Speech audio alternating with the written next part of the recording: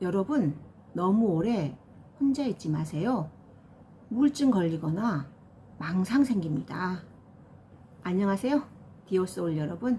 오늘은 정유정 사건을 통해서 혼자 있는 것, 피해망상의 위험성에 대해서 이야기하고 또 이에 대한 대처법, 솔루션을 이야기해 볼까 합니다. 이번에 그 20대 여학생이라고 해야 되나? 20대 여성이 또래 여성을 잔인하게 살해한 사건이 발생했어요. 이거는 우리 사회, 우리 내면의 어두운 단면인데요. 이 사건을 통해서 저는 여러분에게 하고 싶은 말이 있어서 이 영상을 찍게 됐어요. 조혜리의 마음의 창이라는 심리상담사나 심리학자는 다 아는 이론이 있어요. 조혜리의 마음의 창이라는 건 뭐냐면은 대인관계를 4가지 유형을 나눈 거예요. 첫 번째는 참 만남형이에요. 참 만남형은 뭐냐면은 나의 마음을 나도 알고 타인도 아는 영역이 넓은 사람이에요. 가장 이성적인 대인관계를 하는 유형이죠. 두 번째 유형은 나의 마음을 나는 아는데 상대방이 모르는 경우에요. 이것을 햄릿형이라고 하거든요. 한국 사람들, 내향적인 많은 사람들이 여기에 해당되거든요. 자기 표현을 못하고 이런 사람들이에요. 근데 이런 사람들은 스트레스를 받으면 우울증이나 불안증으로 발전할 수가 있어요. 그리고 세 번째는 자기 마음을 자기는 몰라요. 근데 남들은 다 알아요. 그 사람이 어떤 사람인지 자기의 단점을 자기는 모르는데 남들은 그 사람에 대해 아는 거예요. 쉽게 말하면 듣지는 않고 말이 많은 사람들을 의미하거든요. 이런 사람들은 이제 어떤 상황으로 발전하냐면은 대인관계를 잘 못하거나 또 이제 대인관계가 안 되니까 우울해서 이렇게 알코올 중독으로 빠지거나 이런 사람의 유형이에요. 쉽게 말하면은 자기는 잘난다고 하는데 많은 사람이 인정해주지 않는 거예요. 그래서 외로워서 술을 마신다는 거예요. 네 번째는 가장 안 좋은 형으로서 세 번째는 아까 돈키호테형인데 네 번째는 은둔형 애토리형이에요. 은둔형 애토리형은 자신의 마음을 자기도 모르고 타인도 모르는 거예요.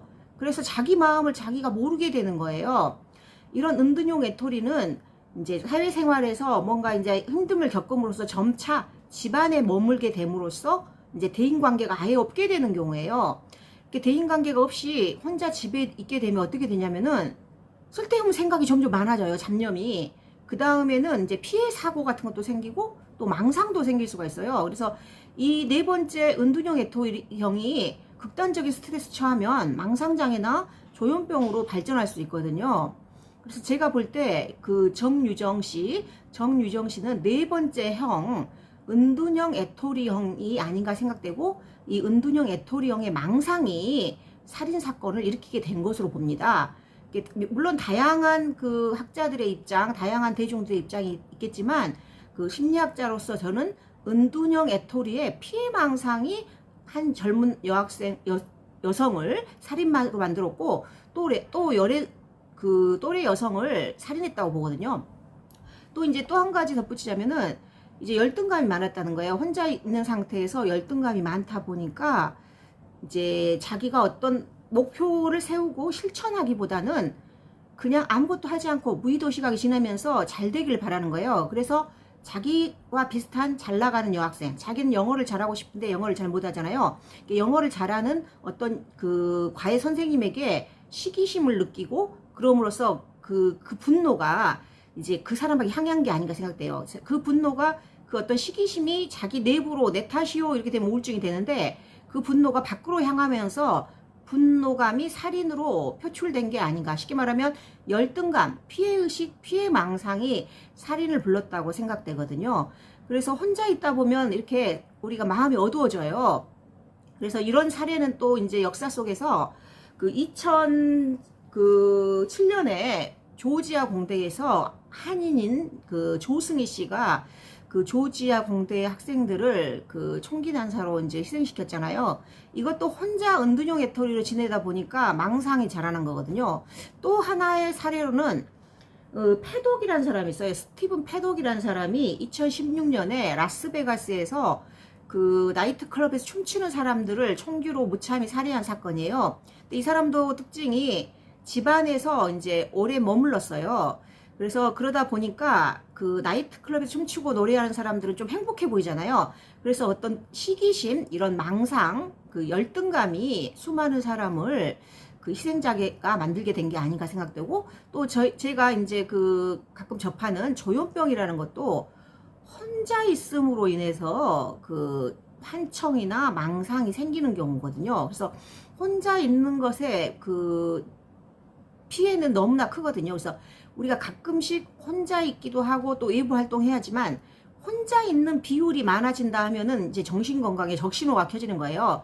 1차적으로 우울증이 올 수도 있고 불안증이 올 수도 있고, 심해지면 망상이 오고 조현병이 생기기 때문에 이게 혼자 있는 것과 활동하는 비율을 적당히 맞추시는 것이 우리가 그 정신건강에 좋고 삶의 질에도 좋다고 보여져요.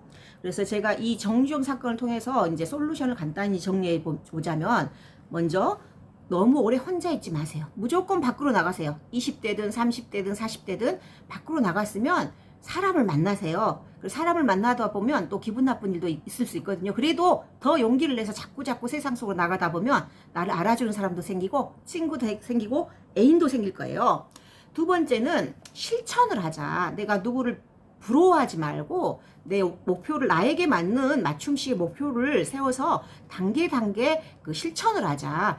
세 번째는 아주 작은 것이라도 성공 경험을 갖자. 이게 석세스 익스피리언스라고 하는데, 작은 성공 경험들이 모여서 어느 날 자신의 목표에 도달한 자신을 발견하게 될 거예요. 그리고 네 번째는 남을 부러워하지 말라는 거예요. 남을 비교하지 말고. 왜냐하면 그 사람이, 어떤 사람이 뭐 사회적으로 성공했고 유명해졌다면 나름 그 사람은 열심히 한 거예요. 아니면 출발점이 좋았던지. 그래서 남과 비교한다는 것은 기분만 나빠지게 하고, 그죠? 내적으로 향하면 우울증이 되고 또 외적으로 향하면 망상이 될 수가 있으니까 남 비교하지 말고 나 자신의 목표와 비교하라. 그래서 오늘 제가 그 정주영 사건을 통해서 심리학자 입장에서 나름 그 이론적으로도 정리해보고 솔루션을 이야기해봤는데, 이 영상이 도움되셨으면 구독, 좋아요 감사합니다.